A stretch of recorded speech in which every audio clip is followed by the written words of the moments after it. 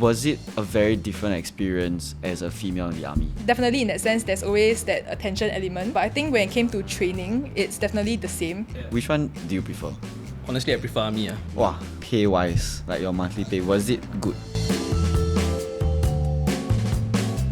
Alright, welcome to another episode of Drunk Talks or Sober Thoughts. Today we have... Safwat. And Jiahui. Okay, so Angelo, what is today's podcast about? We just want to find out, like, is it worth to sign on and basically the experience of being a regular in the army and police, right? Yeah, maybe some context first. Yeah, okay, maybe you guys can introduce yourself. Previously, I was from the army. I actually was in the army for 5 years. I was in the armor infantry vocation, formation kind of thing. So basically, on a day-to-day, I was kind of involved with teaching our national servicemen and women how to operate the weaponaries in the tanks and, driving the vehicles as well. I was there for 5 years, and then after that I transited out, currently on a career break. So I'm doing a very Gen Z thing of, traveling around and stuff like that, taking a break, trying to find out what am I really interested in doing. I used to be in the police force for 2.5 years in Police Coast Guard, and now I'm doing actually a small business in supply manpower, concert events like Taylor Swift, Bruno Mars and upcoming. At the same time, I'm an operation exec for a real estate company called The Working Capital. Yeah, maybe you can start off by, like, why do you guys sign on? Especially for girls, right? It's like not compulsory to go to the army. And why in that specific army vocation. And police vocation? Hold on. Before we continue the video, we just want to thank our sponsor Okta for making this video possible. Okta is a globally regulated broker that allows trading on stocks, forex, crypto, and more than 300 other popular assets. Now, take our advice with a pinch of salt and do your due diligence when it comes to trading. But the one thing that we love about the Okta app is that it's one of the most user-friendly apps with zero commissions and fast deposit and withdrawals when it comes to trading. Okta keeps clients' funds in segregated accounts and SSL secured profiles. I know, big boy words, but this basically means that it gives you a whole lot of confidence when it comes to personal data and transactions when using your app. So, I'm not gonna throw my phone up in the air again, but just a short preview of the app. As you can see, it's fairly intuitive to use. You can just deposit your money like that, deposit, withdraw, and the money goes straight into my account, and I can basically withdraw it anytime I want. And one thing cool about the app is you can actually create a demo account, which basically use virtual funds. So it's kind of like you're testing the waters and trying to learn trading without actually using money. So download the Okta Trading app by scanning the QR code over here or using the link in the description below, and make sure to use our promo code UNFILTERED to get double deposits. Now, let's get back to the video. Yeah, okay, so I think for me, right, I think it was quite a natural thing for me because growing up, I've always been very, adventurous. I liked working out, I liked the sports and everything. So, back when I was doing my diploma, I was actually a bit at the crossroads. I felt like I kind of convinced myself that I wasn't very academically inclined in a sense, and I was like I don't think I want to just immediately go to university and do what everyone's doing kind of thing. So I was like, okay, maybe signing on will give me a break from studying, right? So actually, I was considering between guards and armor. So guards because I like the chiong sua element of it, and armor because tanks, and it's one of the coolest formations to be in, right? So debatable. When you sign on, right, you already know that you are going into armor. So you actually go to sign up for armor and then you have to go through BMT. Okay, so as females, we can actually choose our vocations. Yeah, so I think there are certain requirements, and of course there's fitness requirements as well. So I had to take IPPT, I had to take my health screenings and everything at CMPB as of all the guys.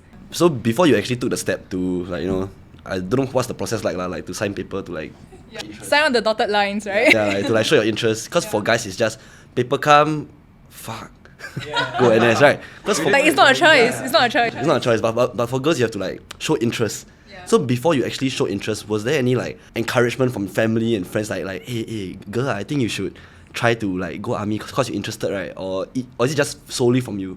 Yeah, I think for me it was solely from me. I kind of already knew that I wanted to sign on, so I actually told my parents hey, I'm gonna consider this pathway, right, this career path. And my parents were actually very supportive. Registered myself for a career recruitment talk where I actually went there to speak to, the different formations, what they do on a day-to-day, and I think I was more interested in armor, specifically armor infantry, which I eventually spent 5 years of my life with, right? So I eventually started on with armor infantry. How about police? Actually once I ORD, It was 2020, so it was the COVID period, I think. So I was actually in this company called Applied Materials, doing a manufacturing technician. Then I see it's fucking boring lah. It's like a factory, you know. So I was like, screw this. I think should join the police force. Every day got something new. Wait, so you weren't in police in NS? No, I was actually in a MP actually. I was doing detention barrack. So then after that, when I came out, I was like, thought okay, join to the police force, catch some bad guys and do stuff, you know. So when I went for training and everything, I think there was a career talk. Then the PCG guy came in and he just said short and sweet, like, don't worry, don't apply for anything. All of you guys are coming to Coast Guard. And I was like, what the fuck? I was like, I looked at my friend, I was like, serious shit. Then he was like, This is when you were... as a trainee in police, yeah. So you can't choose where you want to go, they just... Forced posting on that period of time because they said they need a lot of people. So me and my boys were like, are we really going there? After the training, then we like, fuck, we are inside there lah. Your time in NS previously as an MP, was there like a reason why you became a police? Did it influence you? Actually, no, yeah, I actually try for fun. I'm not gonna lie. I'm not gonna lie. It's like, why not we just try sign on police, see what's there lah. But the culture was very different from the army. So how different was the culture? Super huge. I mean, like, I think army is more chong sua. And then when I come to the police, I was like, they are super chill. You know how army, I think in regular, all like must get goal. Yeah. So the police officer, when I come in the regular, was like, Allah, just pass scan ready. Then I was like, oh, like really that slack ah. So we just will be there trying to guard our coastal lines. But I have 16 hours of rest, 8 hours of watch. Because you experienced both army and police, right? Which one do you prefer? Honestly, I prefer army. Why? I think army is more disciplined and there's more fun in it. Because in DB, you don't know when and where shit will go down. Sometimes can go into chaos and everything. So it was quite more fun lah. But come to police, it's all laid back. And they like see you run and do everything. They like, come lah, let's go makan lah, just chill, you know. I was like, hey, no not my thing. I think regulars, they have sign-on bonuses, right? Does it apply for females as well? Yeah, it does actually. I think it's for all the regulars. So like, for example, I actually signed on as a WASPEC, so warrant officer and specialist kind of scheme, right? So back during my time, my sign-on bonus was $30,000. But that was actually, I only got it about, I think in my second and a half to third year of service. And also, I think it's different based on your schemes as well. So there's the officer scheme, there's the military expert schemes as well. Because I had IT cert, so mine was only 10k, but diploma holders were 30k. Then, let's say, pay-wise, like your monthly pay, was it good in the army or police? Or sustainable? like based on industry level, you know, that kind of thing? When I was a young 20-year-old in the army, I think the pay was definitely good. It's definitely very sustainable because, you know, we literally live in camp, right? Yeah. And like our food is provided by the cookhouse, you know, and things like that. We book out on Friday, book in on Sunday. So, you know, we don't really spend a lot. So I think the pay is good in that sense. And also we get our sign-on bonus, of course, and we get quite a couple of bonuses throughout the year. So I would say as compared to outside, there's its perks and there's its differences as well. And I would say that it's relatively good, definitely. But also in the army, we spend a lot of time in the army as compared to, you know, a regular office job where we are there just like from 9 to 5, for example. But they do pay well lah. Yeah. Police is about the same. Decent. Yeah. I would say decent. It's like, it's sustainable, but they have like multiple bonuses. So I didn't know that there's so many bonuses. Like, how many bonuses a year? Performance I bonus. think there's, for me it's 4. 4 a year? Yeah. Was it a very different experience as a female in the army? Like, were you treated differently because you're a girl, like that kind of thing? Okay, so I think in BMT, like the difference was not very glaring, right? Because in BMT, you are with a platoon of females. But I think, you know, as you progress on to like, for example, SCS, there were only 7 females there, whereas the other like 40 or 30 ladies who were with me in BMT, they actually went to OCS, the officer cadet school, right? So I was like the 7 girls that were in SCS, and of course, you know, being that only 7 ladies in camp means that like literally everyone kind of knew all your names, and like definitely in that sense, there's always that attention element. Yeah, but I think when it came to training, it's definitely the same because we always train with like, you know, the wider company. And our trainers always treat us the same as well. But like, let's say during like the challenges itself or during outfield, right? Yeah. Do your guy platoon mates like, you know, give you more chance? Like say, hey, it's okay, I carried the load lah. Or like, you know, all your section stores, then I take. You can relax. Or they just fuck you, just take everything also. Okay, I think generally the guys, they are quite encouraging of us, right? They do want us to, you know, perform up to like the standard of a not a regular soldier, for example, right? And I think, you know, as females, definitely we do also want to show the guys that, you know, we can do it, we can do this, right? The guys are very supportive, our trainers are very supportive as well, but we ourselves, we do also want to prove that, you know, hey, like we can actually do this and we sign on for a reason, right? Because okay, this is quite bad. Yeah. But like, I've heard from different companies. I know they will say like, fuck lah, she girl ma, like those kind of like statements. You know, like she girl ma, that kind of thing. But I've never had my own experience with them, so I can't really like say. I think definitely throughout my 5 years, there's definitely such statements as well, right? But I think, you know, at the end of the day, we're all human, right? It's not just specific to, you know, being a female. Like, I think we all fall sick, for example, or, you know, as females, we do also go through things like having our period, for example. And it's honestly quite shitty. For example, you know, having a period and having to go outfield. I think it's very important to be compassionate, right? Like have some empathy for our female counterparts as well, because it's not easy. But yeah, I definitely have experienced such things as well. You know, guys would just say that like, hey, you know, like she has preferential treatment. Why is she staying at HQ? Because I was the only female back then in my unit. So I was actually staying in HQ and I was staying alone because there was no other females in my whole battalion. Yeah, so like people would say like, why does she have the privilege of staying alone? But what they don't see is that it actually gets very lonely. Because, you know, like all the guys, they have like buddies to talk to at night and things like that. And I'm just like, I just have my phone, my FaceTime and my social media. They think that the grass is greener on the other side, right? But actually, we do have our own struggles as well. I mean, if there's anything that you want to address, like a voice to all the females out there in the army, right? What would it be? Okay, I think the army, like over the past 5 years, right, has been a lot more progressive, for example. Because I think when I was in unit, I was the only female in my unit, right? Like one girl is 600 guys. So I actually didn't have a toilet that was in my unit that is female. Oh, then where do you? Yeah, so I had to, yeah, exactly. So I had to like run all the way to like HQ, which is like 10 minutes away. So it got a bit inconvenient for me, right? So actually what I did was I actually bought this like female sign. And like whenever I needed to use the toilet, I would just stick it on the door. Oh, in the guys' toilet. That's smart. So there was one day when I came out, right, and my friend was like, since when is this toilet a female toilet? Then I just like took out the sign. I was like, it's mine. Yeah, but when I was actually leaving my unit back then to become an instructor, right, the unit was actually undergoing renovation. So they actually changed a couple of toilets to female toilets. But even for guard duty, right, you know, like when you're doing guard duty, like guard 2, guard com kind of thing, back then, like I didn't even have a proper bunk to rest. Oh yeah, because it's one bunk, right? Yeah. So what I did was actually I had to take my LBV, right? My LBV was my pillow, and I just slept behind like on the floor. Yeah, slept behind on the floor. So I actually feedback to like, you know, the people in my formation, and I told them like, hey, if in the long run, right, if more and more females are going to join like this formation, we definitely need space, right? So what they end up doing was they built an extra room like beside the guardhouse. You know? So like there's a toilet inside, there's a bed inside. Yeah, so I think they're definitely getting a lot more inclusive. Well, you're a pioneer to your unit. Yeah, she changed the army. What would we say your biggest challenge as a regular? It's just learning new stuff, basically.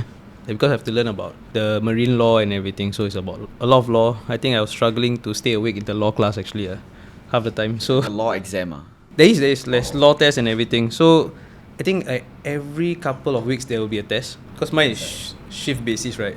So I think on the weekdays I'll be on off. Then my friends and everyone will be like, most of the time it's weekends. So you don't get to meet a lot of your friends and everything. I definitely didn't have much social life back then, because like, you know, it's too late to book out, or it's just too tiring to even travel out, right? So I think the social element was definitely a bit non-existent. Whereas compared to like, you know, when you're in corporate and like you work in the CBD, for example. So would you say that affected your social life, like, because maybe your friends also either all went uni or they go corporate life? Yeah, I think during my time in army, I definitely found it a little bit hard to connect with my female friends, you know, because a lot of them were going through university or they were already working in the corporate world, whereas I felt like I could relate to guys very easily. Like, you know, all the army lingos, all the army stories, you know, it's always like we are always one army story away from connecting with each other, right? Or like feeling like, hey, we actually have something in common. I don't know if I can say this, but like, allegedly, like, apparently, like, allegedly, Yeah, allegedly, like apparently it can be quite toxic inside army. Like Allegedly. allegedly, like in a sense, like Toxic masculinity. yeah, in that sense. And you know, I heard stories also. There's a culture, there's a drinking culture also. Like if you don't drink, you are lame, that kind of thing in your team. Like, is there any? Not really. I mean, not really. But okay lah. We made one guy drink lah. I mean, like the guy, he never drink. Okay, so before. that's the toxic masculinity. Yeah. I mean, like he never drink before. Then he's like, I want to try. Then I was like, come sit down with me. I teach you. Okay, it's not like you force him lah. It's like, So like a bit of bad influence was there lah, but it was for the fun of it. but there's no bad culture lah in where you guys were. Not really bad lah. I mean, we had fun. I think we are all allowed to, have our personal choice. Like for example, like if my inchicks and like the unit, the commanders, they want to go out and drink, right? I would usually just tell them like, hey, I don't really like drinking, or I don't really drink. So I would just like sit around, talk to other people and things like that. So I never felt like I was forced. I think in army wise, allegedly, I feel like it's more of people pushing each other to be the very best, but it's just that the way that they portray it comes off as like a different way, like if you want him to do something, say don't be a pussy, just do Yeah, I mean, yeah, I definitely experienced that before. Yeah, in terms of like the motive and the objective, right, is for you to be the best. Motivate the fella, but in a very In a very bad way lah. Tough love, yeah. I think it's also the experiences that they were being brought up with, right? Yeah. Like our inchicks are being brought up by very old timer way of bringing them up, right? So I think they kind of brought that into their own leadership style as well. So would y'all say that y'all had like a good experience? I think I would rate my experience like a 10, a solid 10. Oh. Okay. Because I think like the army, the 5 years has been a very transformational 5 years for me. So I think like throughout this period of time, I learned a lot of things lah, like discipline, how to communicate to the men under me, to my commanders, to my bosses in fact. So like I think in the army, at a very young age, they actually give you the opportunity to command different people, to actually practice your leadership skills and things like that. So I would say that the army has definitely made me who I am today. So 10. I think mine would be a 7 or 8 lah. I cannot say. But why is it not 10? I won't say it's a 10 because I think I prefer army, so I won't say a 10 lah. But then there was good times there were bad times there, because mostly my crew was all regular boys. I used to have another crew. There was a female inside also, but the female really worked like a guy. But she has her own bunk, but we don't complain. Because all our bunk also, we got all our bunk also, we got aircon and everything lah. But her bunk has her own toilet and everything. So the guys would be like, why she got her own toilet? I was like, yeah, like her own suite lah. But then we like, just tell her that it's fair for a girl to have their own toilet and privacy. Oh, but in police force there's aircon. Yeah, I'm actually when I was in training also, there was some bunk that is aircon also. Facility wise, better, and treatment is a bit softer lah. I mean, very soft lah. It's not so tough love like how the army is, So if I want to scold a person, like, don't be a pussy, all the guy really will look back at me. That time I got try also. I like tell the person like, hey, fuck, come on, let's faster run lah. Don't be a pussy. Then after that, the guy do me, stop me there. He's like, cannot say like that. Then I was like, what the fuck? I was like, no way.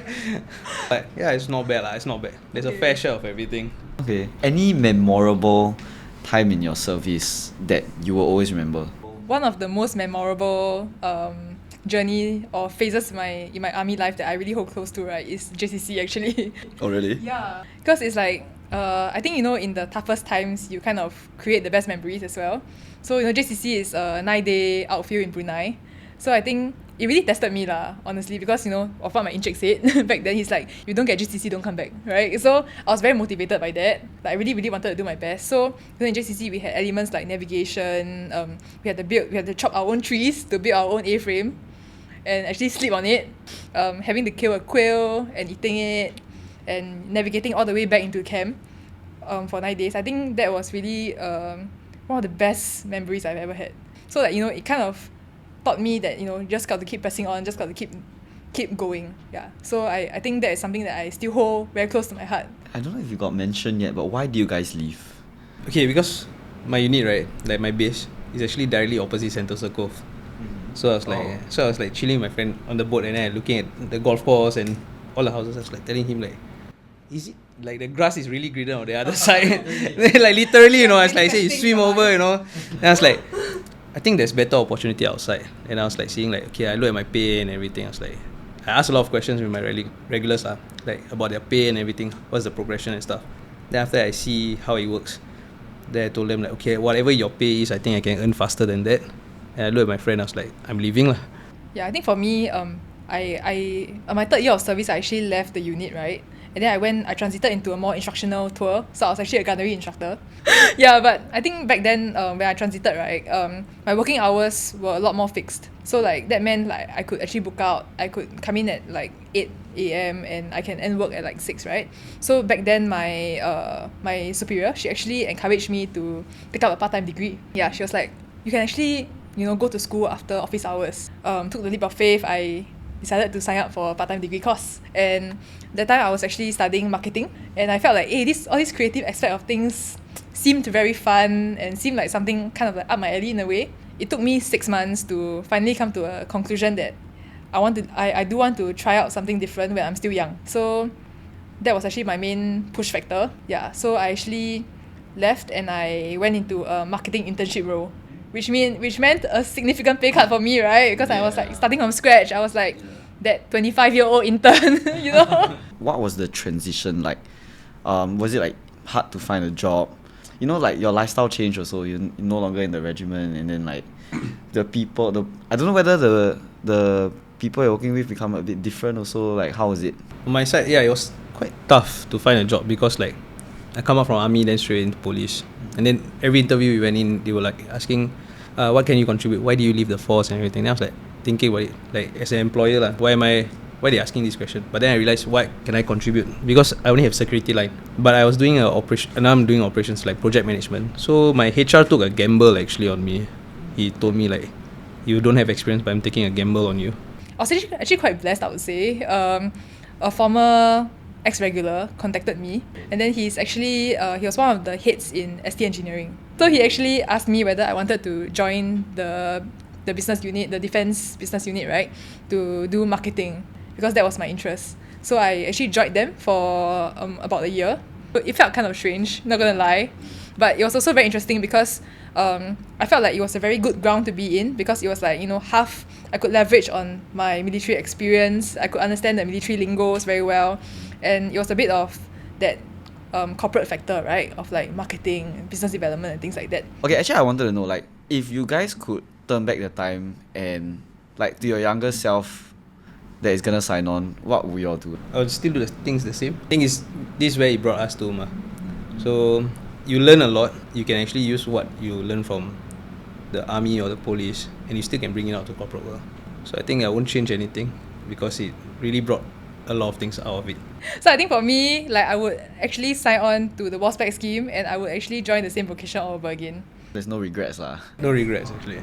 Do you have any advice to someone who is like considering to sign on or don't know which vocation they want to go to? What would you say to them? In the army, there are many career recruitment talks currently available, right? So I think that is one channel where you can actually speak to the different ambassadors on what they do on a day-to-day basis and things like that. And there are also preparatory courses that I've heard my friends actually attended. So like, I think there are female preparatory courses. So like, you can get a teaser, I would say, out of, like how is it like to be in the army. So I think if you are interested to sign on, I would say just give it a try and see for yourself if it's really something that you want to do. Just try it. Just try and see it. Yeah, just do it. Yeah, don't think so much. I mean, if you really don't know what you want to do in life, don't sign on just because of that lah. But figure out, go ask, as you said, ask the recruiters and everything, and just try it. It's not the end of the world, ma. Like you guys mentioned, like stepping out in the world again can be very like daunting. Yeah. So what advice would you give to like want to leave but a bit scared to leave? Take the risk. Take the leap of faith. Like if you really think that if you want to leave, just do it.